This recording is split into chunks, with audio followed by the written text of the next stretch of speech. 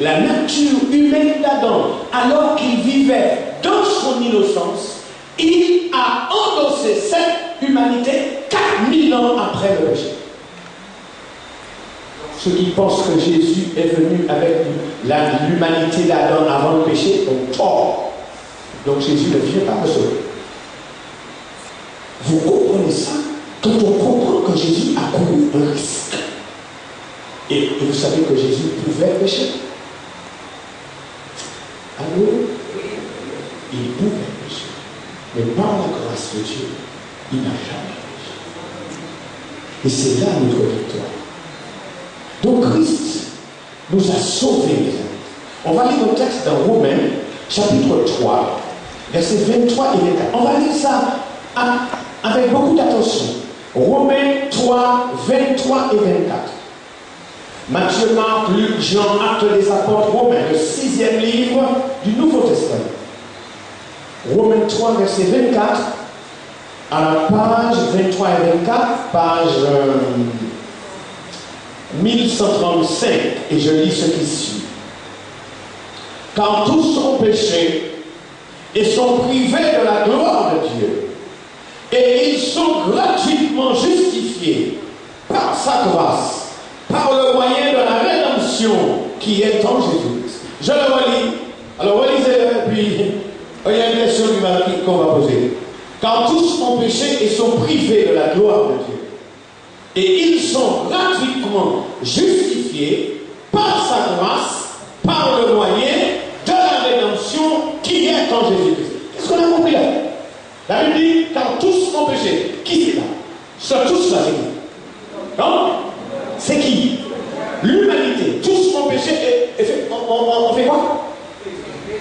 Ça veut dire quoi? Privé de la gloire de Dieu. Privé de la présence de Dieu. Voué à la mort. Tous ont péché et sont privés de la gloire de Dieu. Donc, on est mort. Spirituellement. Et le texte dit, ils sont gratuitement justifiés. Ils sont comment? Gratuitement justifiés. Alors, dites-moi, il y a un mot qui n'est pas dans les deux versets qu'on vient de lire. Quel est ce mot et pourquoi il n'est pas là? Ils sont gratuitement justifiés par sa grâce, par le moyen de la rédemption qui est en Jésus-Christ. Et ce mot est important. Et pourquoi il n'est pas encore là? Quel mot d'abord? Est-ce que vous savez de quel mot il s'agit? La foi. Très bien. Pourquoi la foi n'est pas là? Elle n'est pas encore là. La foi est importante. Pourquoi elle n'est pas là?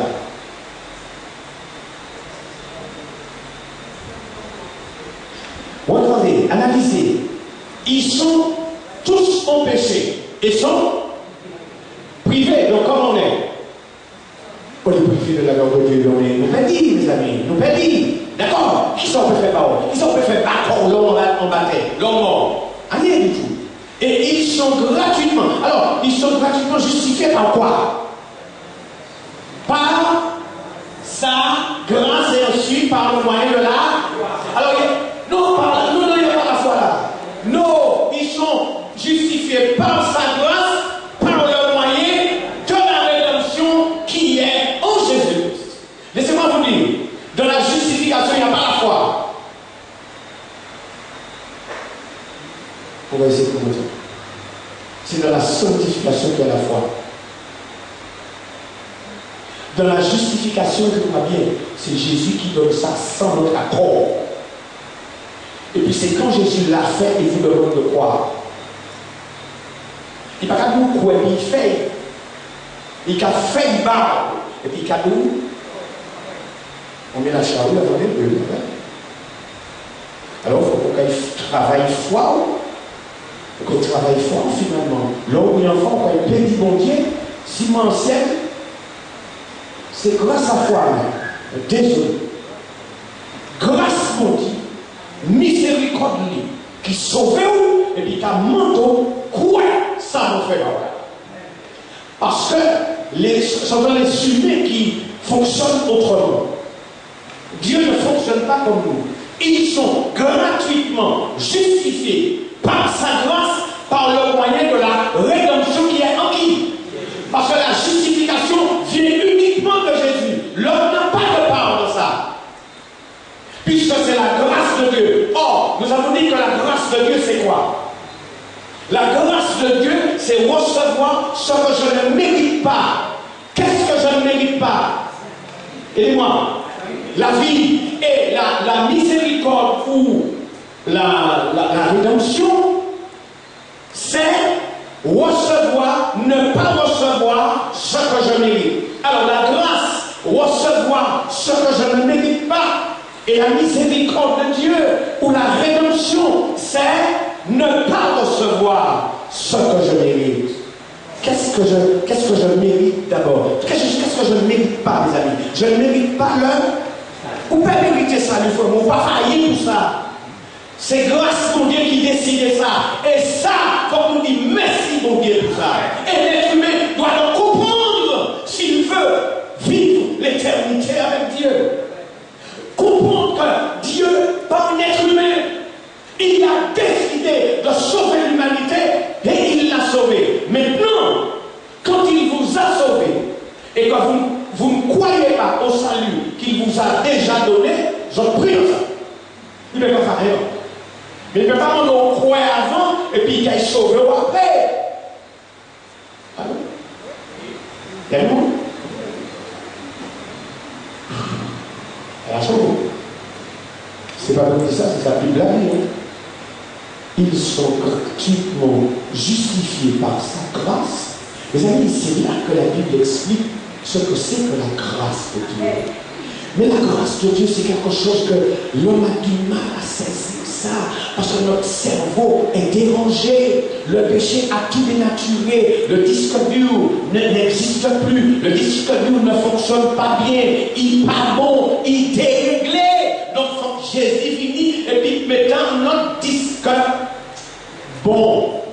Il m'amène à comprendre, et quand il m'amène à saisir le salut, ma compréhension devient différente.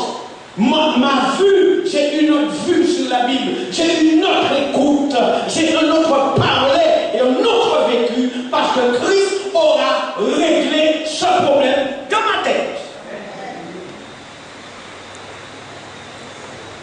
Et la conception qu'on a du salut, la mauvaise conception, elle est à côté. Je ne veux pas vous critiquer, c'est ça le ballon. Le ballon, ça a été mis. Mais je dis à mon dit, on fait Bible là, et puis apprendre autrement. Parce que le Saint-Esprit est là pour nous conduire dans toute la vérité, surtout comprendre, amener l'être humain à comprendre le salut pour qu'il accepte Dieu, pas pasteur, pas qu'on dit pas désir de récompense ou bien crainte de châtiment, parce que la plupart des fois, nous fonctionnons comme ça, soit désir de châtiment ou crainte de châtiment ou désir de récompense. Qui est-ce qui vont adonner? C'est-à-dire, vous dites, soit à vous faire. Est-ce que vous passez à dire par désir de récompense ou bien crainte de châtiment? Qui est-ce qui met? Allô? Vous avez parlé? Mais oui, qu'est-ce qui vont? Non, fille, pièce à moi. Je dois servir Dieu parce qu'il m'a aimé. Son amour va briser mon cœur. Et quand il aura brisé mon cœur, on pourra dire comme Paul de Tarse, Christ est ma vie, la mort est Dieu. Vous n'aurez pas peur de personne parce que vous aurez compris ce que Jésus a fait pour vous. Vous n'aurez pas peur de qui que ce soit parce que Christ habitera dans votre vie. Vous n'aurez même pas peur du diable parce que vous savez que Christ a remporté la victoire pour vous et pour moi. Ça, c'est l'évangile. Il nous faut comprendre cela pour que Jésus puisse revenir. Sinon, Charlie a pris en terre. Et puis on a quoi? Mais comme mon Dieu est bon, il finit pour tirer nous en Charlie. Et je comprends pourquoi Jésus a dû dire aux deux disciples d'Emmaüs, ô homme sans intelligence et dont le cœur est lent à croire. Les Juifs avaient deux problèmes. Ils ne comprenaient pas et deuxièmement, ils ne croyaient pas. Mes amis, l'évangile, c'est pas bagaille. Là, pas gros. Mais moi, je dis, pas gros, mais c'est mon Dieu qui a fait pour ça. L'évangile, c'est pas mon Dieu. Là, pas songer. Imaginez comme il y a 3 bêtes des avocats, gros des avocats. Chaque avocat a demandé 7 € par avocat. Tellement pas la vous dites 4 €. Il faut qu'on vienne vendre sa vie. Il me dit, vous avez dans 7 €. Il était 3. 4 des avocats. Gros, c'est là, pour ça, les approcher, pour combattre, ils sont pas fait. 3 polices, vous entendez? Non, c'est 5 avocats qui ont 7 €, 3 polices. Vous sondez, parce que vous avez ça, vous avez un l'évangile, il n'y a pas qu'à solder ça, il n'y a pas qu'à solder ça. Il va rester au même niveau par la grâce de Dieu. L'évangile a le prix Jésus l'a payé. Amen. D'accord? Et bien c'est là qu'il y a le hic. C'est là qu'il nous faut comprendre qui est Jésus pour vous et pour moi. Ce qu'il a réalisé. Et là, nous entrons dans quoi? Ça, Jésus fait quoi? Là, tout bas. On va dire ça pour vous. On va comprendre pour qui Jésus est non. Frère, pour Jésus. Et nous ne pouvons pas nous perdre, dire merci beaucoup. Après ce monde qui a imité tout artiste star, tout footballeur, c'est eux qui, Ronaldinho, Messi. Arrêtez. Quand le Messi n'a pas à Jésus. Ouais, c'est qu'on oublie, c'est lui le star, le superstar. On adore un être humain qui, dans les narines duquel il n'y a qu'un souffle de vie. Il s'en va. Mais Jésus reste. Jésus demeure éternellement. Il dit, je suis mort, j'étais mort, et je suis ressuscité pour toujours. Et il est au ciel. Nous avons un Dieu homme et Dieu au ciel parce qu'il nous connaît et il est Dieu de l'univers. Il connaît notre misère. Il sait ce que nous souffrons. Il sait et il veut bientôt que nous soyons avec lui pour l'éternité. Ça, nous devons vraiment dire merci au Seigneur. Merci Seigneur pour ce que tu as fait, pour ce que tu fais tous les jours. Et mes amis, nous allons poser 4 questions par rapport à cette première partie de Jean 3,16. Car Dieu a tant aimé le monde qu'il a donné son Fils unique. Ça, c'est la première phrase. Nous ne pouvons pas aller long, nous ne pouvons pas aller vite. Il faut que nous passions, il faut que nous passions étape là. Si nous ne pas passer, nous ne pouvons pas aller le départ, nous ne pouvons pas arriver. Il faut que nous comprenions.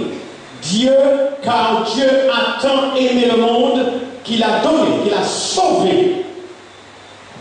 Par rapport à cette phrase, il y a 4 réponses, 4 questions qu'il faut résoudre. Et l'on résout 4 questions là, vous pouvez dire c'est mon Dieu, ou on la voix vers l'éternité. Vous êtes prêts à écouter la phrase? Les 4 questions. Par rapport à car Dieu a tant aimé le monde qu'il a donné son Fils unique. On devra répondre à 4 questions. La première, pourquoi a-t-il sauvé? Deuxième question, quand a-t-il sauvé? Troisième question, qui a-t-il sauvé? Et quatrième question, comment? Première question,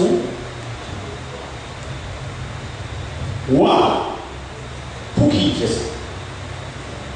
Deuxième question, ouais, qui t'en fait ça? Troisième question, mais par qui il fait ça? Et puis quatrième question, comment il fait ça? Et là, on trouve Bible, on découvre ça, on dit, waouh, faut que l'évangile belle. Et des fois, on a l'impression que l'évangile, c'est pas, on ne l'a pas compris. On reste toujours des amateurs au lieu d'être des professionnels. On reste des gens qui. On tombe dans une routine. Et je dis ça à toute personne, quelle que soit votre religion. Et puis, c'est une routine. On tombe dans la famille aliste. Légaliste, papa est légaliste, maman est fataliste, et les enfants sont formalistes. Alors on tombe dans la routine. Et puis finalement, ça fait quoi? Ça rime à quoi aujourd'hui? Qu'est-ce que ça fait? Alors que l'évangile a tellement de puissance pour vous et pour moi. Comment se fait-il, le peuple, vous et moi, nous soyons si malheureux? Alors que Dieu a des choses extraordinaires pour ses enfants. Pourquoi sommes-nous si malheureux? Non. Aujourd'hui, il y a le défi défi à relever par la grâce de Dieu. Pourquoi a-t-il sauvé? Pourquoi il a fait ça? Quand a-t-il sauvé? Pour ça, mais qui nous y sauvé? Et puis, quatrième question, c'est comment il a fait ça? Et la prochaine fois, on va commencer par la dernière question. Comment a-t-il fait? Et dans le comment, on va découvrir le pourquoi, on va découvrir le quand, on va découvrir pour qui a-t-il fait ça. Les amis, l'heure est arrivée. Before time, not time. After time, not time. Time is time. Avant laissez pas l'air, après laissez pas l'air, laissez-les. Vous êtes d'accord avec moi? Ok. L'évangile, ce n'est pas du courage de croire. Donc, on va ajouter ici à Osoya. Donc, on dit pour Dieu, nous l'intelligence pour nous comprendre. Et c'est ça qu'on nous dit pour Dieu. Parce que Dieu, il faut que Dieu prenne contrôle cerveau nous, parce que c'est ça qui doit nous avoir. Là, on a un accident, comme le maire va léger. Alors, je vais vous demander simplement de vous tenir debout. Et on va remercier Dieu, on va lui demander de prendre le contrôle de notre cerveau. Parce que si on n'est pas pris, nous prions. Notre Père et notre Dieu, nous nous présentons devant toi comme des êtres faibles. Mais Seigneur, nous savons que tu nous aimes dans notre faiblesse. Et ton amour, c'est de nous enlever dans cette faiblesse.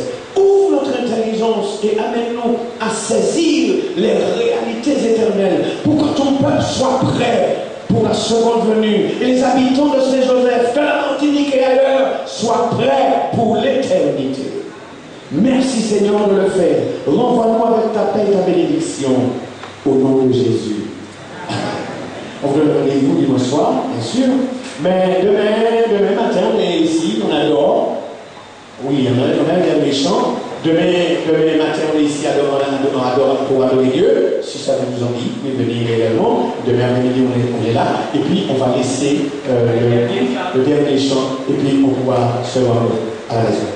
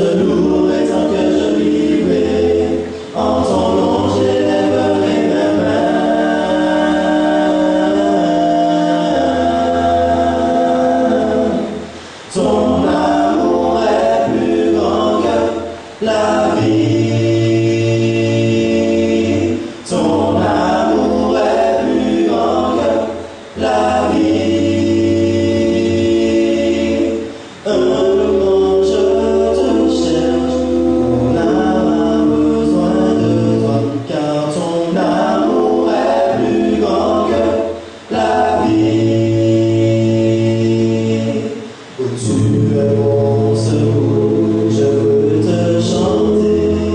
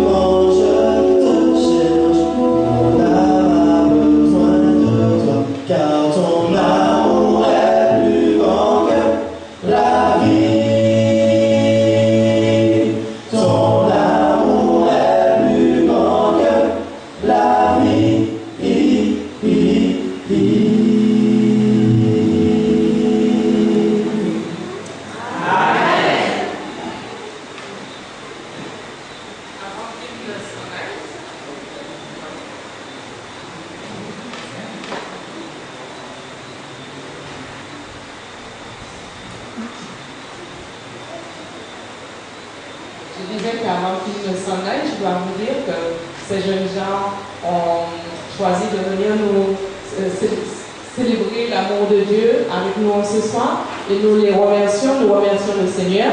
Sachez que ce sont 4 jeunes gens qui ont grandi à l'église en faisant partie d'abord de la chorale des enfants depuis à peu près l'âge de 6 ans. Le directeur de la chorale est là, il est derrière, Père au-delà, mais pendant pour qu'on te voit, que Dieu te bénisse pour avoir formé ces jeunes gens. Pourquoi j'attire l'attention sur eux? C'est parce que je sais, lorsqu'on sait, on sait. Je sais que c'est sûrement, nous ne savons pas quand nous les entendrons encore. Chacun d'eux, ils partiront, chacun de leur côté, pour faire leur vie, pour continuer leurs études ou autres. Et c'est pour cela que je voudrais les retenir, pour que nous puissions prier pour eux, que Dieu puisse les accompagner et que tout ce qu'ils ont chanté depuis l'âge de 6 ans, ils puissent le mettre en pratique dans leur vie. Alors on va simplement vous et prier pour que Dieu les consacre à nouveau, parce que la consécration c'est tous les jours. Demandant à Dieu de les continuer à les protéger. Notre Père et notre Dieu, nous te présentons ces 4 jeunes. Nous te présentons Benaël, Anthony, Yann et Stelvio. Tu les connaisses, notre Père. Que tu les consacres chaque jour, là où ils seront, à mettre à ton service le talent que tu leur as donné. Car la musique, c'est vraiment un talent qui touche les cœurs des âmes. Et qui comprennent notre Père, qui sont des prédicateurs, peut-être pas par un sermon, mais à travers le chant. Tu les béniras là où ils seront, que par ta grâce, ton nom soit glorifié, Père. Bénis-les une fois de plus, ainsi que leur famille, qui va venir au nom de Jésus. Merci beaucoup.